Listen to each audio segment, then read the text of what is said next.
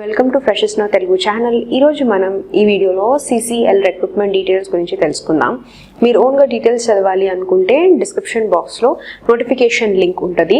ఆల్టర్నేటివ్గా మీరు గూగుల్కి వెళ్ళన్నా కానీ CCL రిక్రూట్మెంట్ 2021 ఫ్రెషెస్ నౌ అని సెర్చ్ చేసిన మా వెబ్సైట్ ద్వారా మీకు డీటెయిల్స్ అన్నీ ఒకే చోట దొరుకుతాయి. ప్లస్ డైరెక్ట్గా అప్లై చేసుకోవడానికి links and regular job updates కనుక కావాలి అనుకుంటే డిస్క్రిప్షన్ బాక్స్లో టెలిగ్రామ్ లింక్ ఉంటుంది.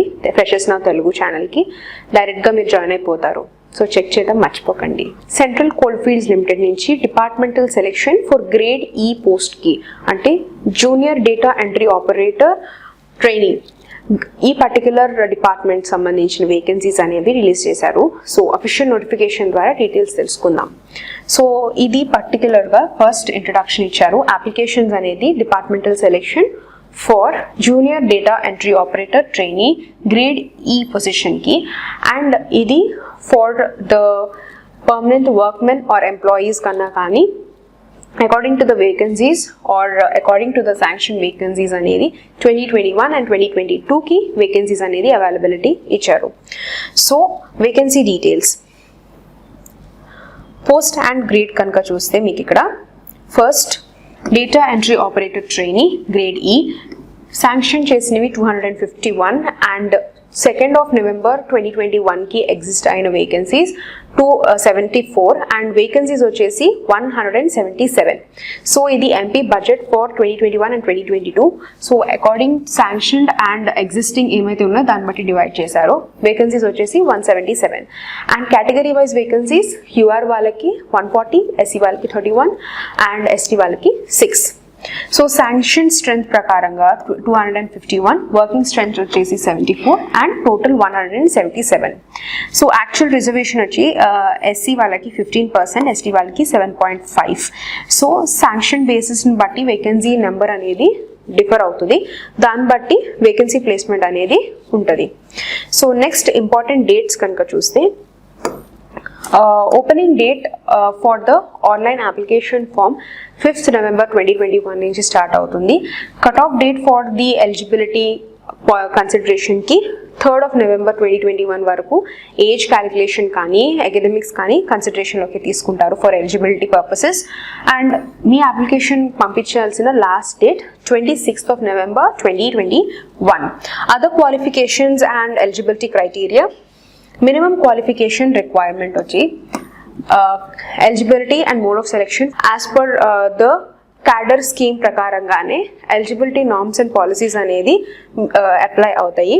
So next post and other qualifications కనుక చూస్తే మీకు minimum qualification matriculation or its equivalent and eligibility criteria any permanent employee మీకు మెట్రికులేట్ ఆర్ ఈక్వలెంట్ సర్టిఫికేట్ కనుక ఉంటే ప్లస్ 3 years ఆఫ్ సర్వీస్ కనుక ఉంటే కంపెనీలో you are eligible to apply. Test ఎలా కండక్ట్ చేస్తారు ఆర్ ఎలా సెలెక్ట్ చేస్తారు క్యాండిడేట్స్కి ఆప్టిట్యూడ్ టెస్ట్ అనేది కండక్ట్ చేస్తారు for computer application and also దాంతోపాటు కంప్యూటర్ టైపింగ్ స్పీడ్ అనేది ఉండాలి 30 words per minute. Only permanent employee with 3 years of ఎక్స్పీరియన్సే వాళ్ళు eligible to apply and trainees are not eligible to apply and employees in higher grade వాళ్ళు కూడా not eligible to apply.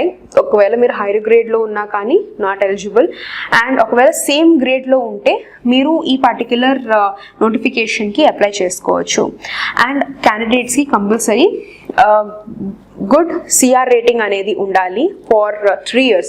3 years మీకు ఏదైతే service మీరు render చేశారో ఈ 3 yearsలో మీకు గుడ్ CR రేటింగ్ అనేది ఉండాలి. So next is departmental clearance అనేది క్లియర్ ఉండాలి. So these are the basic criterias. ఈ క్రైటీరియాస్ ప్రకారంగానే క్యాండిడేట్ సెలెక్షన్ ప్రొసీజర్ అనేది జరుగుతుంది. సో ఒకవేళ మీరు ఇంట్రెస్టెడ్ కనుక ఉంటే ఇక్కడ మీకు అప్లికేషన్ ప్రొసీజర్ ఇచ్చారు. క్యాండిడేట్స్ ఫస్ట్ మీరు ఇక్కడ ఇచ్చిన రూల్స్ ప్రకారంగా ఏదైతే ఆన్సెక్షర్ ఏలో ఫార్మాట్ ఇచ్చారో అది ఫాలో అవుతూ మీరు అప్లై చేయాలి. ఏదైతే పోస్ట్కి అప్లై చేస్తున్నారో పర్టికులర్ పోస్ట్ అవైలబిలిటీ అనేది మీకు అఫీషియల్ వెబ్సైట్లో దొరుకుతుంది. అండ్ అఫీషియల్ వెబ్సైట్కి వెళ్తే వాట్స్ న్యూ అన్న ట్యాబ్లో కనుక వెళ్తే మీకు ఫర్దర్ ప్రాసెస్ అనేది తెలుస్తుంది. సో కంపల్సరీ మీకు notification norms, instructions, eligibility conditions, dates ప్రాపర్గా చెక్ చేసుకొని ఒకవేళ మీరు దాన్ని బట్టి క్వాలిఫై అయితేనే proceed to apply.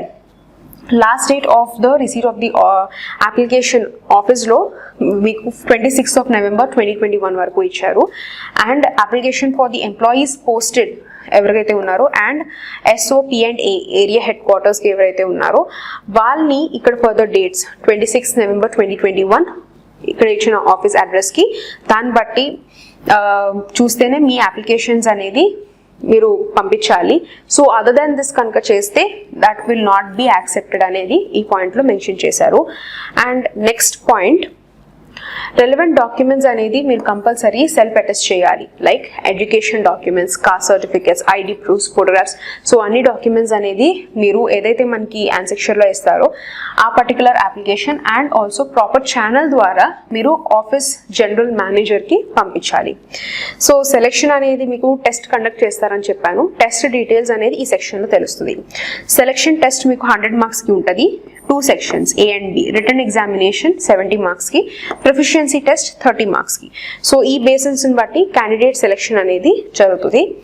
And next written examination lo meeku 2 parts ga untadi examination.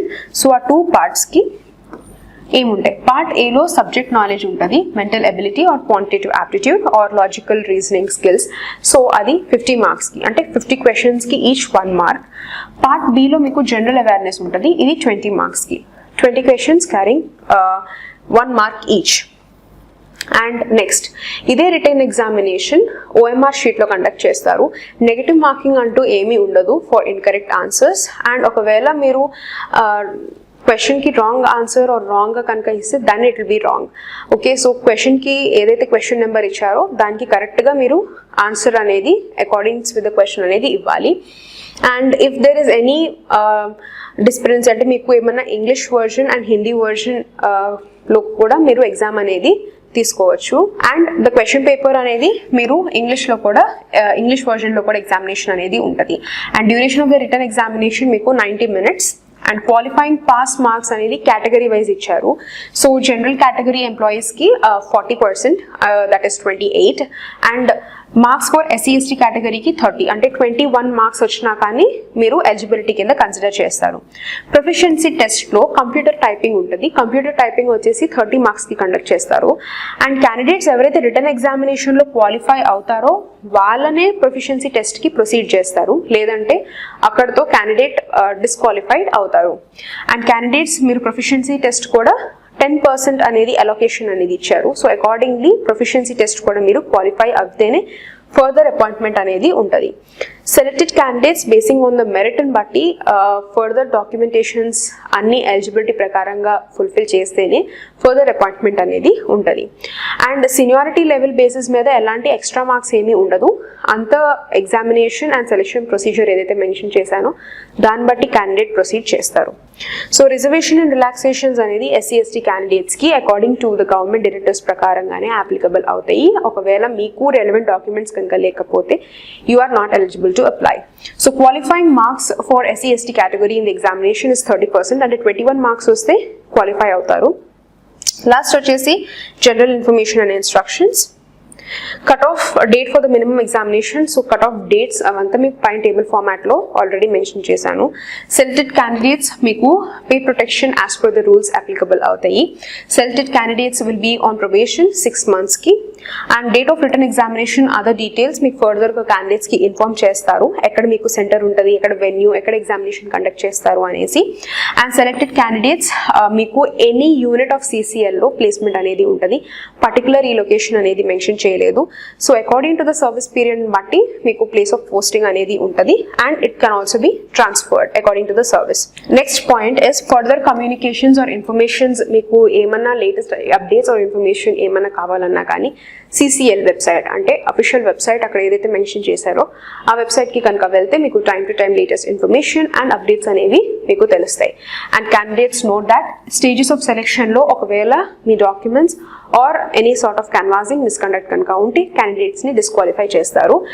And next candidates compulsory apply చేసే ముందు ఆర్ మీ అప్లికేషన్ సబ్మిట్ చేసే ముందు నోటిఫికేషన్ డీటెయిల్స్ అన్ని క్లియర్గా చదవండి. అండ్ మీకు ఏమన్నా మోడిఫికేషన్స్ ఆర్ ఏమైనా చేంజెస్ వచ్చిన ఈ నోటిఫికేషన్లో ఫస్ట్ అఫీషియల్ వెబ్సైట్లోనే రిలీజ్ చేస్తారు. సో అందుకే టైం టు టైం చెక్ చేస్తూ ఉండండి. Date of joining for selected candidates or place of posting అనేది మీకు 30 days of the selection order guidelines ప్రకారంగా మీకు రిలీజ్ చేస్తారు. సో దాన్ని బట్టి ప్లేస్ ఆఫ్ పోస్టింగ్ అనేది కూడా మీకు తెలుస్తుంది. దాని అవైలబిలిటీ కూడా మీకు అఫీషియల్ వెబ్సైట్లో మీకు క్లియర్గా తెలుస్తుంది. And syllabus for the written examination మీకు ఏం సిలబస్ ఉంటుంది, జస్ట్ మీకు డీటెయిల్సే కాదు, దానికి సంబంధించిన సిలబస్ కూడా మీకు అఫీషియల్ వెబ్సైట్లో మీకు ఎగ్జామినేషన్ స్టార్ట్ అయ్యే 15 daysకి ముందు మీకు సిలబస్ కూడా రిలీజ్ చేస్తారు. సో అందుకే అఫీషియల్ వెబ్సైట్ని మీకు 15 days priorగా టైం టు టైం చెక్ చేస్తూ ఉండండి. అండ్ మీ నేమ్స్ ఎవరైతే last date of the receipt of applications ఈ నోటిఫికేషన్ ప్రకారంగా లేదో ఎలిజిబిలిటీ కింద కన్సిడర్ చేయరు. So will be disqualified. And incomplete applications ఉన్నా కానీ, లేకపోతే డ్యూ డేట్ తర్వాత మీరు పంపించినా కానీ, సిగ్నేచర్ ప్రాపర్గా లేకపోయినా కానీ, డాక్యుమెంట్స్ క్లియర్గా లేకపోయినా కానీ, ఆల్ ఆఫ్ దీస్ ఎలిమెంట్స్ నేనైతే మెన్షన్ చేశానో ఇవన్నీ మీకు ఫర్దర్గా డిస్క్వాలిఫికేషన్ అవుతాయి. సో కేర్ఫుల్గా చూసుకొని ఆ తర్వాత మీరు సబ్మిట్ చేయండి. మీరు ప్రాపర్ ఛానల్ ద్వారా మీరు సబ్మిట్ చేయకపోయినా కానీ రిజెక్ట్ చేస్తారు. And biodata and form B register and other copy of certificates అన్నీ మీకు ఆథరైజ్డ్ ఉన్న ఒరిజినల్ డాక్యుమెంట్స్ అనేవి మీరు అప్లికేషన్తో పాటు మీరు సబ్మిట్ చేయాలి. బికాస్ ఫర్దర్గా డాక్యుమెంట్ వెరిఫికేషన్ ఉన్నా కానీ ఒరిజినల్ డాక్యుమెంట్స్ తీసుకుని వెళ్ళాలి. అండ్ నెక్స్ట్ అన్ని communications will be done only in official website. So అందుకే టైం టు టైం చెక్ చేస్తూ ఉండండి. Eligible non eligible candidates, eligibility candidates or short listed candidates list కూడా మీకు అఫీషియల్ వెబ్సైట్లోనే మీకు తెలుస్తుంది. అండ్ ఇక్కడ మీకు ఆన్సెక్షర్ ఏలో మీకు ఫర్దర్గా అప్లికేషన్ ఫామ్ అనేది అటాచ్ చేశారు. సో ఆ డీటెయిల్స్ అనేది తెలుసుకుందాం. So this is just distribution slide. So next మీకు ఇక్కడ ఆన్సెక్షర్లో అప్లికేషన్ ఉంది. So application for the post of ఏదైతే పోస్ట్కి మీరు అప్లై చేస్తున్నారో మీ నేమ్ ఓన్లీ ఇన్ క్యాపిటల్ లెటర్సే మీరు మెన్షన్ చేయాలి. So only capital letters.